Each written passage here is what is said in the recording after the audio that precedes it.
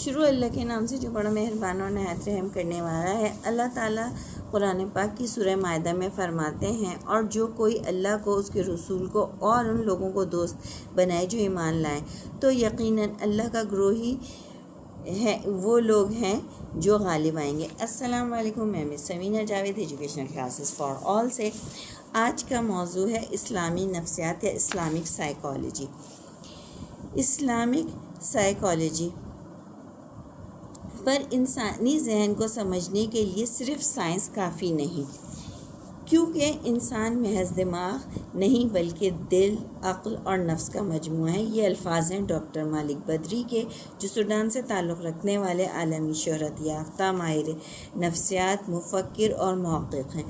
ان کو اسلامی نفسیات کے بانیوں میں شمار کیا جاتا ہے۔ اسلامی نفسیات کا مطلب ہے دل مطمئن، روح بیدار اور عقل باشعور۔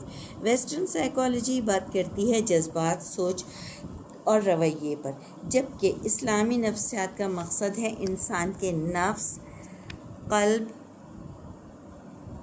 اور روح کو نکھارنا۔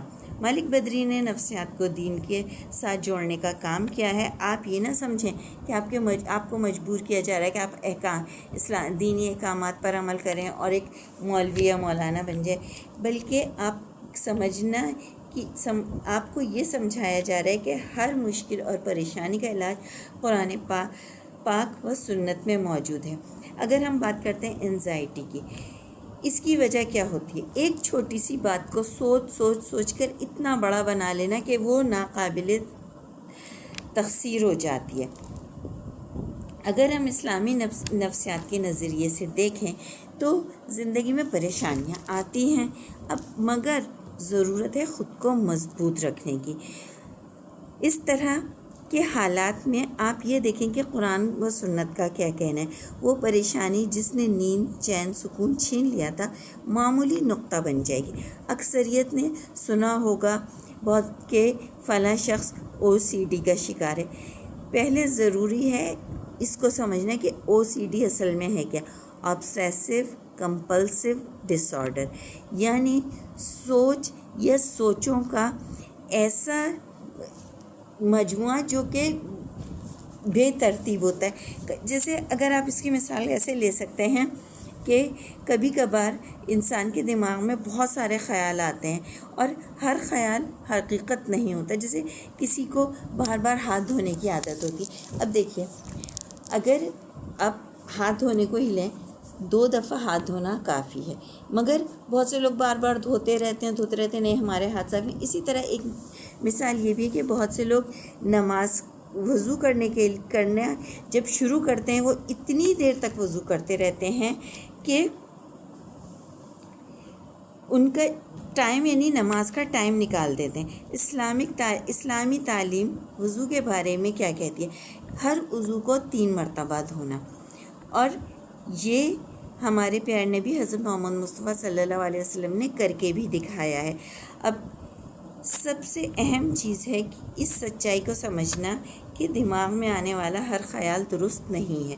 صحیح غلط میں پہچان کریں، اور یہ کہ ہر چیز پرفیکٹ نہیں ہوتی۔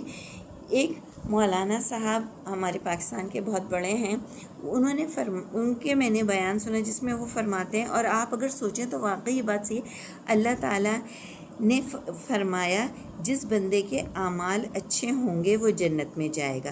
یہ نہیں کہا جس کے 100% اعمال اچھے ہوں گے، جس نے ایک غلطی ہی نہیں کی ہوگی، جس نے کبھی گناہ ہی نہیں کیا ہوگا وہی جنت میں جائے گا۔ نہیں، ایسے نہیں کہا۔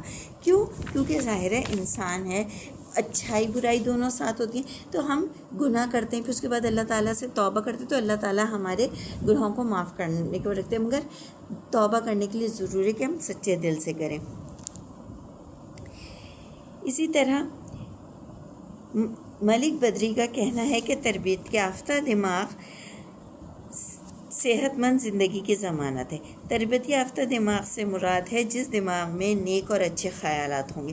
ان کا حصول بہت آسان ہے۔ اچھی کتابیں پڑھیں، نیک اور اچھی محفل یا ہستیوں کے ساتھ وقت گزاریں، کیونکہ برے ماحول میں رہنے سے برے خیالات آتے ہیں اور وہم ستاتے ہیں۔ ایسے ہی ہوگا پھر ہم نادانستہ طور پہ برے نتائج کے لیے راہ ہموار کرتے ہیں، دماغ کے مشورے پر عمل کرتے ہیں اور وہ عادت بن جاتی ہے، اور وہی عادت کمپلشن بن جاتی ہے، اور کچھ برا ہونے کا خطرہ رہتا ہے، پھر ہم یہ برا ہوگا اتنا سوچتے ہیں کہ وہ واقعی برا ہو جاتا ہے۔ علاج آسان ہے، جب بھی ایسا ہو کچھ اچھا سوچنا شروع کر دیں، کسی کام میں مصروف ہو جائیں، ایسے کرنے سے آپ ریلیکس محسوس کریں گے۔ اب میں آپ کو ایک اپنا ذاتی تجربہ بتاتی ہوں۔ جیسے نماز پڑھتے وقت خیالات آتے ہیں، پتہ نہیں کہاں کہاں کا خیالات آتے ہیں، اس کا ایک بہت آسان سا حل ہے۔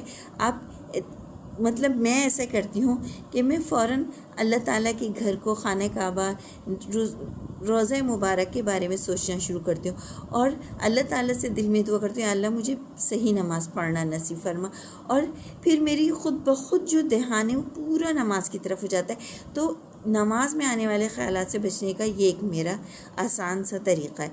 اب دیکھیں، ہر چیز مکمل نہیں ہوتی، یہ بھی میں نے بس جتنا مجھے سمجھ آیا میں نے کہا کہ آپ لوگوں کو بتانا چاہیے۔ بہت سے ہمارے لوگ اس چیز کا شکار ہوتے ہیں۔ اصل چیز یہ ہے کہ آپ اس پر عمل کریں۔ بس اللہ میرے کہنے اور آپ کے سننے کو قبول کرے۔ اے اللہ، کوئی چیز آسان نہیں بجے جس کو تو آسان کر دے، اور تو چاہے تو سنگلاخ زمین کو نرم و ہموار کر دے۔ السلام علیکم۔